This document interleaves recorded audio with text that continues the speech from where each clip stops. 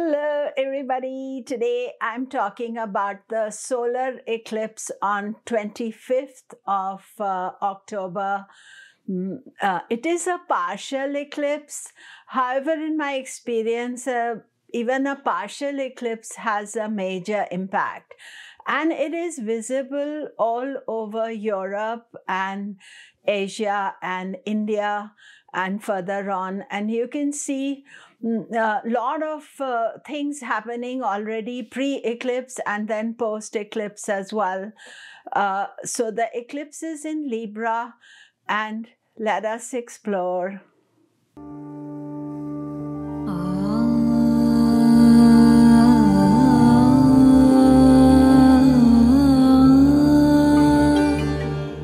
Hello, I'm Komilla Sutton, and we are talking solar eclipse in Libra.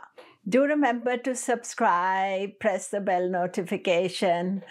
So the solar eclipse in Libra is at 7 degrees 49 minutes. So few things to know about the eclipses: that the solar eclipse is partial.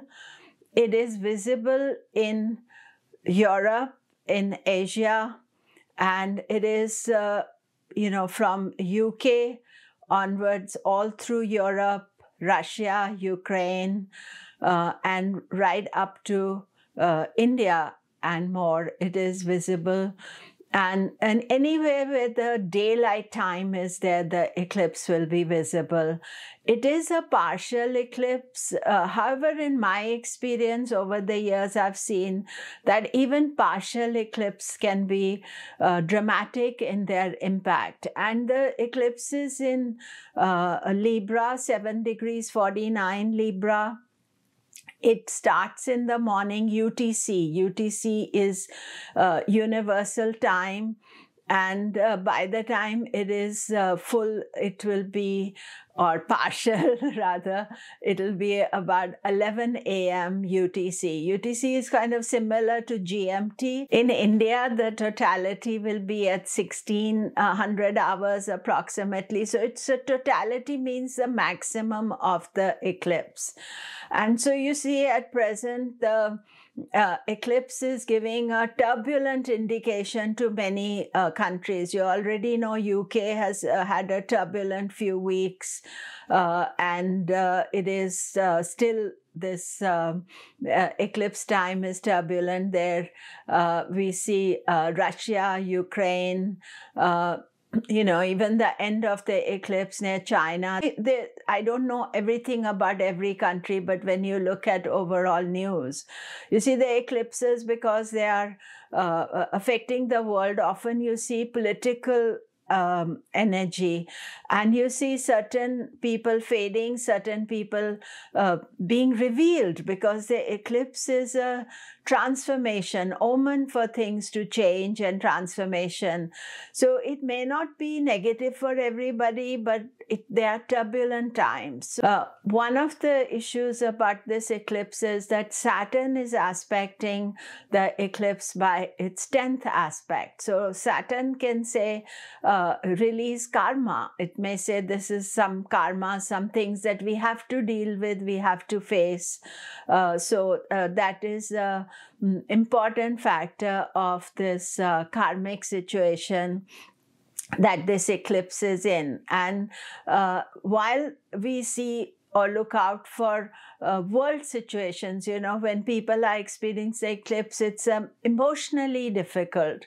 So sometimes people can take decisions emotionally and decide what is it they're going to do, and quickly make a decision at the time of the eclipse. So it is important to wait till the eclipse is over and decide after the eclipse.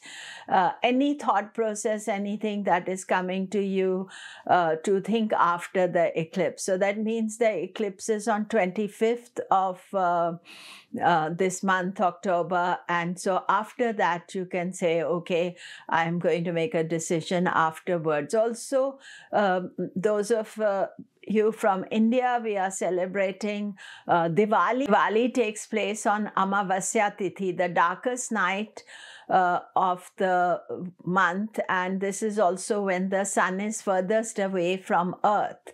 So those two things combined together, we light a candle at that time so that we are celebrating this energy to bring us light instead of darkness.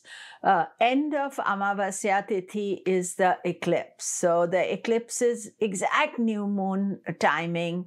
And so therefore we need to think about Diwali as a spiritual celebration and to be careful about not overdoing things or making any quick decisions. A lot of times people feel it's Diwali, we can do whatever we feel like, but just be careful, and especially about thinking and making any major choices around this time, because this is a eclipsed energy. And then the eclipses always happen in twos, and we have a lunar eclipse happening on 8th of November. I'll talk about that later. But what I have found over the years is that the time between the two eclipses is a sensitive time. We feel more vulnerable, our emotions are heightened, we are feel unsettled. So, and this time, the timing between one eclipse and the other, there's Mars turning retrograde, number of Ketu conjunctions, and also this eclipse is a Ketu eclipse. So Ketu eclipse is about past life, things that are, suddenly will erupt and bring out, because that's the thing about Ketu. When Ketu can be very fierce if it is giving out old results. It can be very spiritual and invigorating, but also on a other side of the coin of Ketu is that he can release protest and anger and frustration. So those are the things we are always careful with the Ketu eclipse, and also extra cautious about not rejecting things outright. To think, okay, let me process this, take my time till the end of the eclipse season, which is after 8th of November, that I shouldn't allow my anger to get out of control and be extra careful about things. So let us see how it affects you. Remember that I am looking at your ascendant and moon sign. But for the eclipse, you can also see your sun sign. And if your birthday is 24th, 25th, 26th of October, then the eclipse is very close to your sun, and it is indicating that there are changes in store for you over the next year, and to be aware of it. What happens is the change may not be a negative change. Always when we think change, we are afraid or fearful that this is going to be negative, but it is indication. Most important thing about the eclipses is that the eclipses are called nimittas. Nimittas for things to happen. Nimitta is a omen. It's not necessarily that events happen on the day of the eclipse. They are omens or indications, and something changes in the horizon. And so that is the thing to keep into account. Something may not happen or nothing will happen on the 25th, but to keep that into mind. So Aries, of course, this eclipse is in your 7th house of relationship, partners. The lunar eclipse will be in Aries. So you are part of the eclipse axis. If you have planets or things in 7 degrees, then it is at its most intense. Of course, for Aries, Mars is turning retrograde on 30th. So there's a general unsettled energy around. So you are being patient, cautious, all those things. Taurus, eclipses in your 6th house of opposition, obstacles, and people can suddenly come up and obstruct what you want to do. Venus itself is also in Libra, part of the eclipse.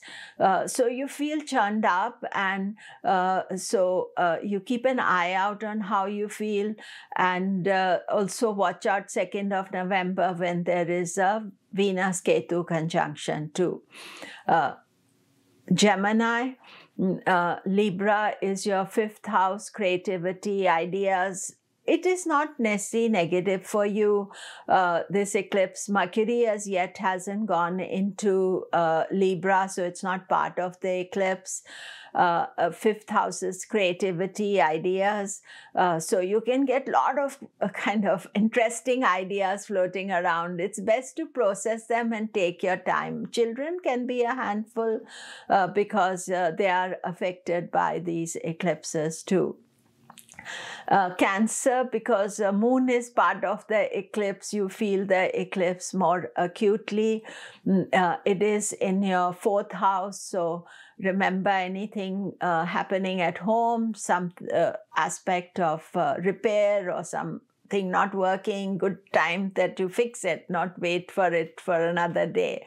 But otherwise, it is just emotional few days, and watch for that. Leo, eclipses in your 3rd house. For Leo also, Lagna Lord, Moon Lord, Sun is part of this, and Ketu is there. This is not the best time generally. See my video on Sun in Libra. But Ketu is there, eclipse is there. You are not at your shining bright self. So always this time of the year, you are, waiting, just day-to-day activities, watch your health, just take care of yourself. This is not the time to take action. Virgo, eclipses in your 2nd house. 2nd house is house of finances. Fortunately, this eclipse, Mercury is still in Virgo. So you are very much thinking clearly around this eclipse time. The eclipse is happening. Don't take risks regarding money, finances, savings. I would say that is the main thing. Also watch what you say around the eclipse timing, and you'll be well served. Libra, of course, the eclipse is in Libra. Ketu is already there, and definitely indication of change for you. You may already know what the changes are, or the changes may happen over this next year, because the eclipse is an indication or an omen that you want to make a change. And Venus is also part of the eclipse. You are definitely, yourself, whether you're Libra moon or Libra ascendant or even Libra sun, this is a major indication for you that some changes are taking place. Scorpio, eclipses in the 12th house of expenses. The Sun is there, Venus is there, Mars is turning retrograde, 30th of October. So this is a time that it's a very kind of unusual type of energy for you. Mars also at present is in your 8th house of change and transformation. So good to be more spiritual during this time. And definitely this is not a time to move ahead and do things, just to wait it out and see what comes and what are the things that are revealed by this situation.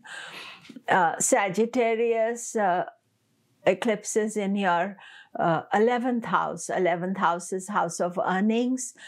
Sagittarius is also being blessed because Jupiter is in its own sign in the 4th house. So it's sort of protecting you.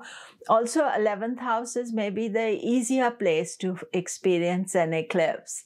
And 11th house is house of profit, of earnings. Only thing that you need to keep an eye on is that you're not going after some crazy scheme or crazy money-making scheme, because at this stage, that is not advisable.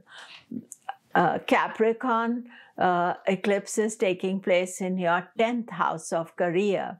And Venus, 10th Lord, is also there. Ketu is also there.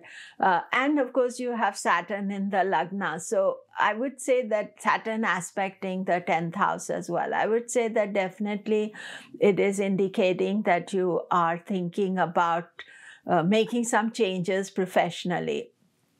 Often an eclipse can be giving you opportunities or taking them away.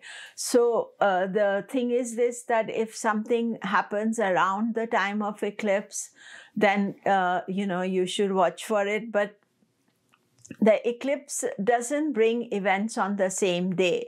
It could happen before, it could happen after. So you are aware that this is a possibility for you professionally. And if things happen, then you decide at that particular moment.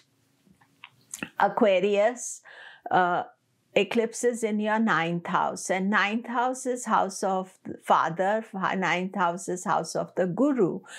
And I would say that what is important for you right now is not to take the wrong advice, or if a lot of people advising you, telling you to do this, that, other, this is not the time to take it. You can write it down, listen to it, but then not act on it, because you don't know which is the right advice, which is the wrong advice, and you don't want to make that mistake.